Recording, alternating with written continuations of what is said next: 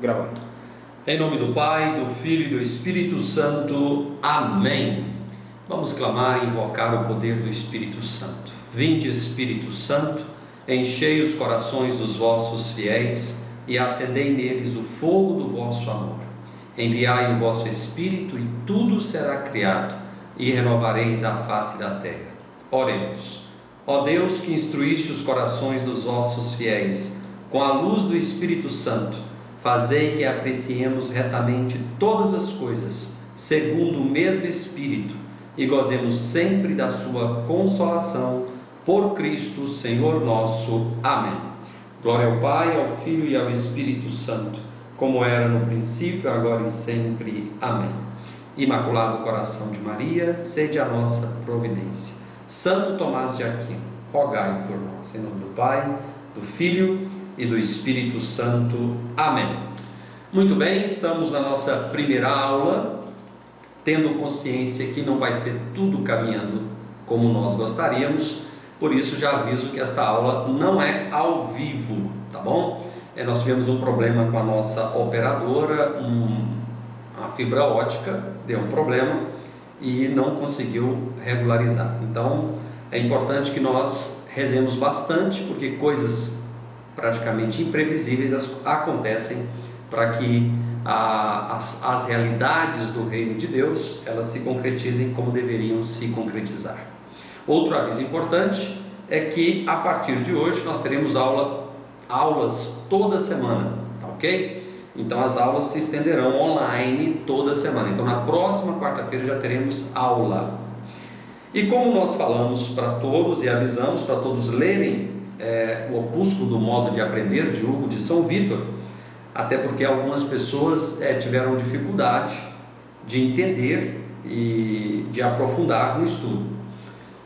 E por que é importante nós começarmos por Hugo de São Vítor? Exatamente para aprendermos a estudar. Se nós não soubermos estudar, todos os livros que nós vamos ler não vamos apreender ou abstrair o que é mais importante. Então nós vamos olhar para esse opúsculo, depois nós podemos aprofundar sobre o próprio Hugo de São Vítor. O que é importante de saber que Hugo de São Vítor nasceu no ano de 1096 e nasceu ali na região da Saxônia, hoje na região da Alemanha, e foi para as redondezas de Paris, para o mosteiro de São Vítor, por isso que ele é conhecido como Hugo de São Vítor. Quem fundou o mosteiro foi o padre, naquela época, padre Guilherme de Champon, depois tornou bispo, deixou o mosteiro. Quando Hugo foi ao mosteiro, o padre Guilherme, ou o bispo Guilherme, já não estava naquele local. Mas Hugo encontrou ali uma grande biblioteca, encontrou um acervo sobre a tradição da igreja, sobre a história da igreja, e pôde então aprofundar nos seus estudos, assumindo posteriormente ali a direção desse mosteiro. Então Hugo de São Vítor é reconhecido como um grande sábio daquela época. Ele também é contemporâneo de São Bernardo de Claraval. Mas vamos ao que interessa para a gente entender aqui o opúsculo de Hugo de São Vítor. Ele começa dizendo o seguinte: a humildade é necessária ao que deseja aprender. O que é a humildade nesse caso? Nós sabemos que a humildade foi inaugurada pelo próprio Cristo. A humildade até então não era uma virtude. A virtude da humildade passou a ser inaugurada para a humanidade a partir da atitude do próprio Senhor.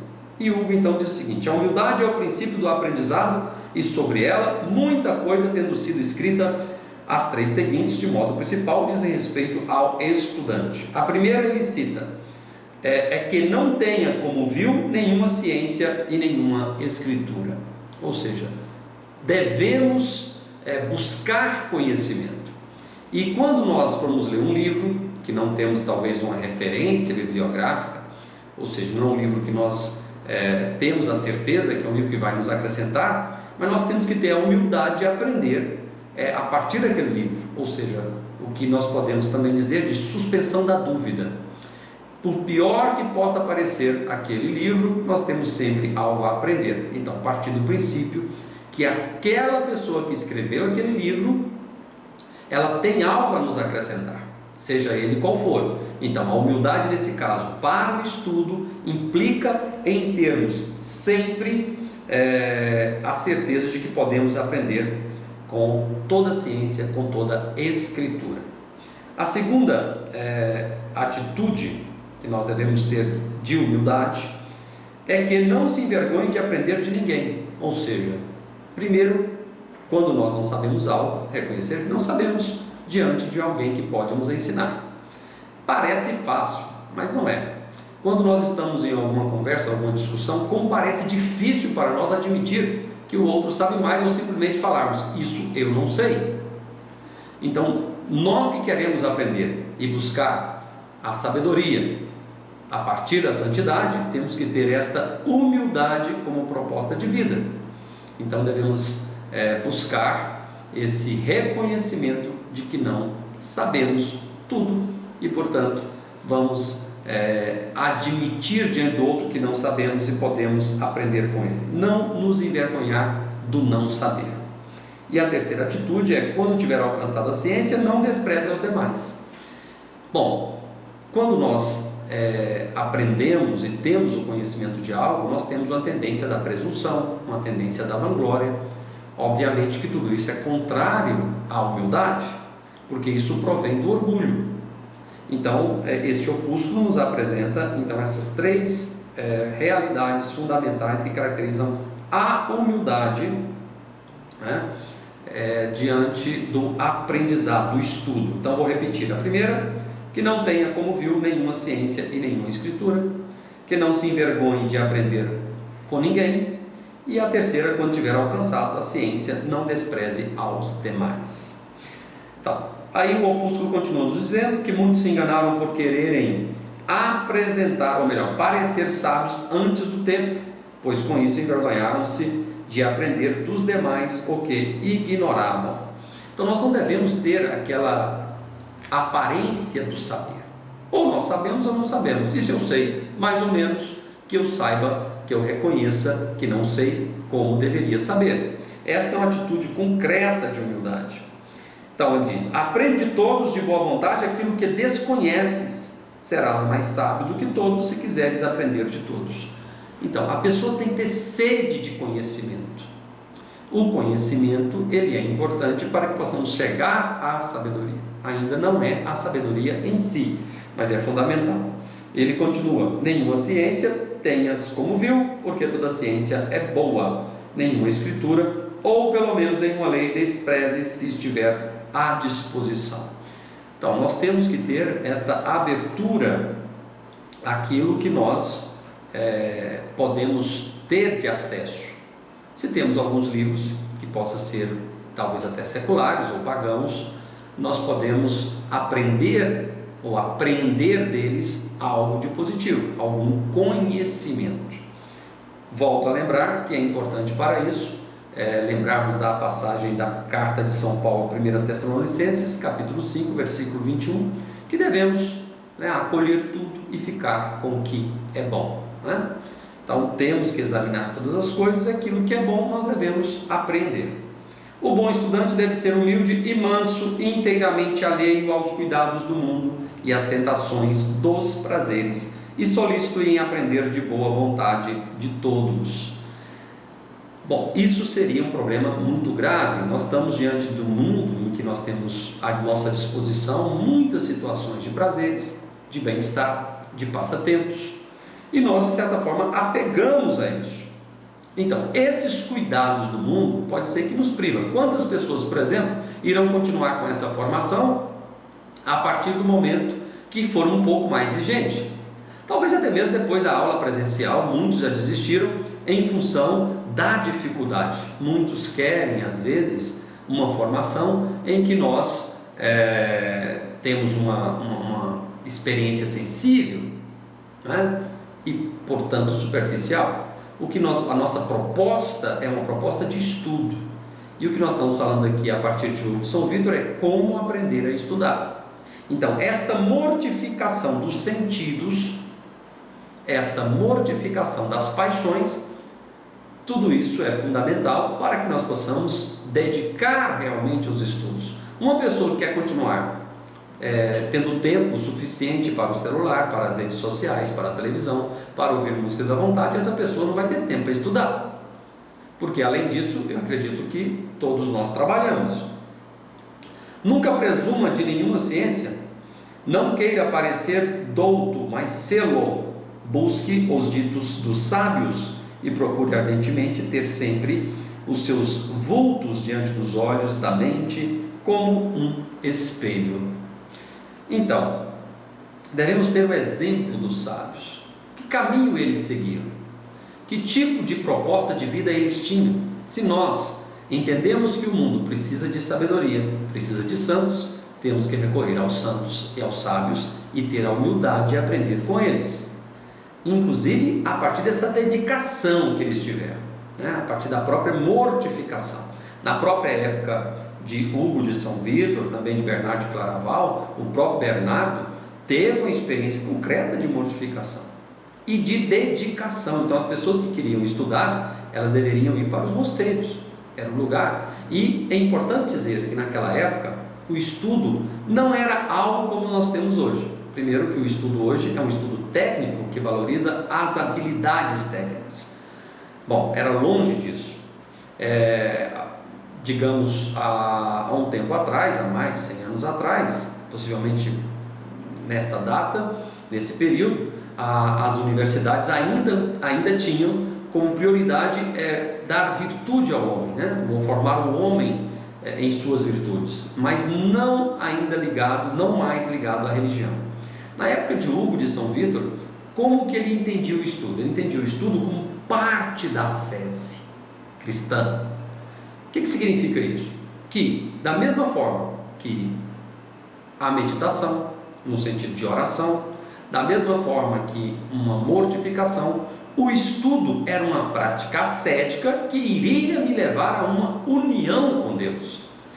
Fazia parte de um caminho de busca da perfeição. Então não era algo alheio a isso. Depois de Hugo, depois de São Tomás de Aquino, o estudo foi passando por transformações, passando a edificar o homem, com a renascença, o próprio humanismo, então em que o homem passou, as universidades formaram o homem para as virtudes. Depois, numa decadência ainda maior, o homem passou a ser formado, como hoje, apenas para ser técnico e desenvolver suas habilidades para o mercado de trabalho. Isso é terrível. Bom, mas vamos continuar dentro aqui do Opúsculo Hugo de São Vítor. 3 coisas necessárias ao estudante. Então ele diz aqui: a natureza, o exercício e a disciplina. Então ele diz: na natureza, que facilmente perceba o que foi ouvido e firmemente retenha o percebido. Então, eu tenho que usar daquilo que eu tenho como natureza, ou seja, a minha capacidade de compreensão, a minha inteligência, e eu vou ter que utilizá-la, e vamos ver como daqui a pouco. No exercício, que cultive o senso natural pelo trabalho e diligência. Vamos ver que isto é fundamental. Então, a aplicação, a determinação. Então, eu vou usar daquilo que tenho como natureza, minha inteligência, minha capacidade de percepção, a partir da minha visão, a leitura, certo? Minha capacidade de aprender, de abstrair, e a dedicação a esta capacidade. Na disciplina, que vivendo louvavelmente componha os costumes com a ciência. O que significa isso? A partir do momento que eu vou exercitar e fazer os estudos, vivenciá-lo com disciplina, eu vou tornar isso um costume. Muitos tiveram dificuldade, por exemplo, de entender o que estava dizendo o texto. Bom, aí a minha pergunta todos tiveram a humildade de, quando leram pela primeira, segunda ou terceira vez o opúsculo, de terem ao lado um dicionário? E por que um dicionário? Exatamente para que eu possa ter o conhecimento do significado das palavras que eu não sei. E se eu não sei, eu devo humildemente reconhecer. A partir de, usando a minha natureza, usando a diligência, a aplicação para estudar, eu vou desenvolver o costume de estudar. Esse costume vai me dando o hábito de, por exemplo, entender palavras, aumentar meu vocabulário. Não só isso, eu vou tendo a capacidade de compreender o texto. Para Hugo de São Vítor, o estudo só começa a partir do momento que eu compreendo um texto.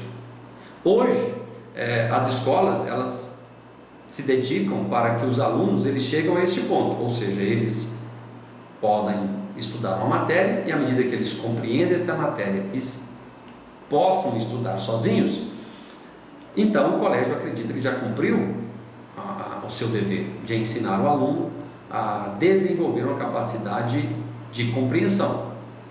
Para Hugo de São Vítor, este é o estágio zero do estudo, ou seja, a partir do momento que eu sou capaz de ler um texto, compreendê-lo, é a partir daí que o estudo começa.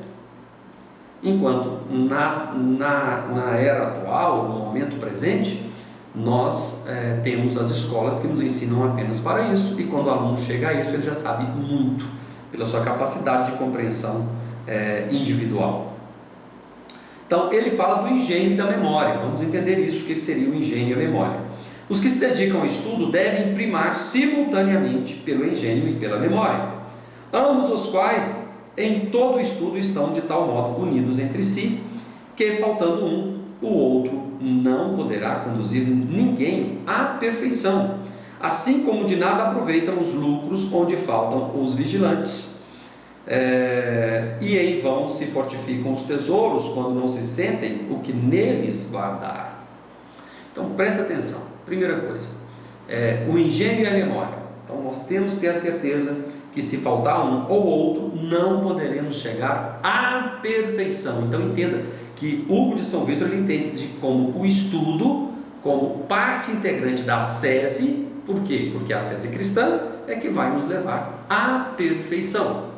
Então ele diz, da mesma forma, de nada aproveitam os lucros que faltam os vigilantes. Por que eles vão proteger o quê se não tem lucro? Se não tem tesouro, para que serve um vigilante? Para proteger o nada? Então não se tem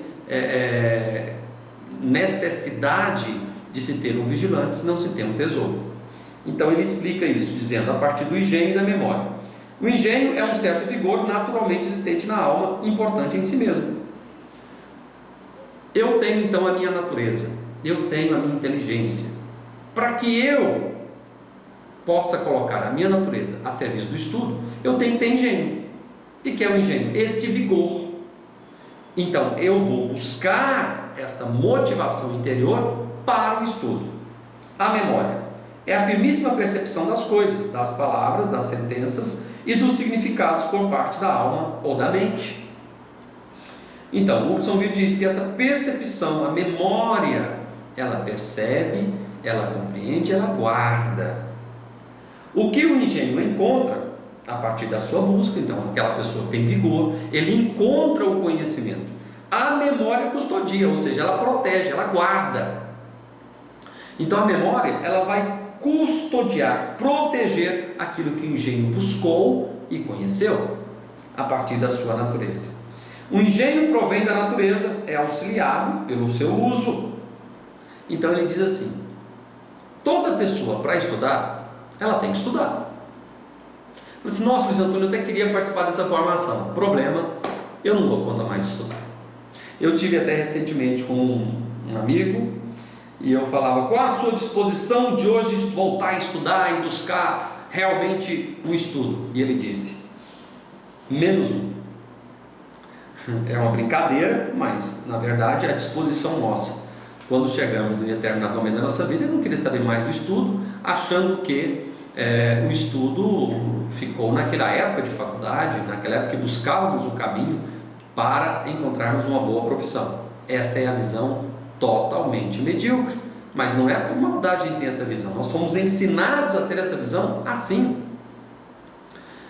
O estudo e o trabalho para o homem é para o resto da vida. Uma pessoa que para de estudar e para de trabalhar é uma pessoa que já morreu, só precisa ser enterrada, né?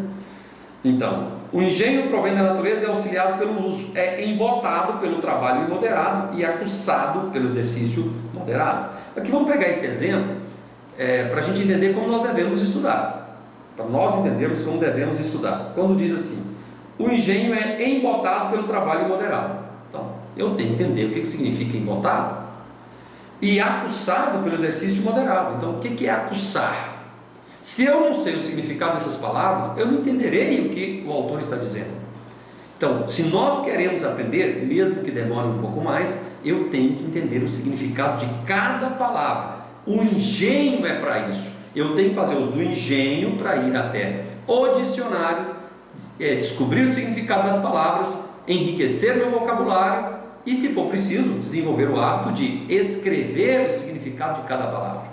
Então, o que o texto está querendo dizer nesse caso? Que o engenho, ou seja, esse vigor, ele é enfraquecido quando é usado de forma imoderada. De repente, eu participei da aula presencial, me empolguei, me determinei, comprei vários livros, estou dedicando várias horas por dia, mas depois de uma semana, depois de muita dedicação, eu perdi o pique. Então, eu enfraqueci o meu engenho, exatamente pelo uso imoderado do próprio engenho. Quando eu vivo o engenho de forma moderada, eu vou fortalecê-lo, eu vou deixá-lo mais constante na minha vida. Então, quando eu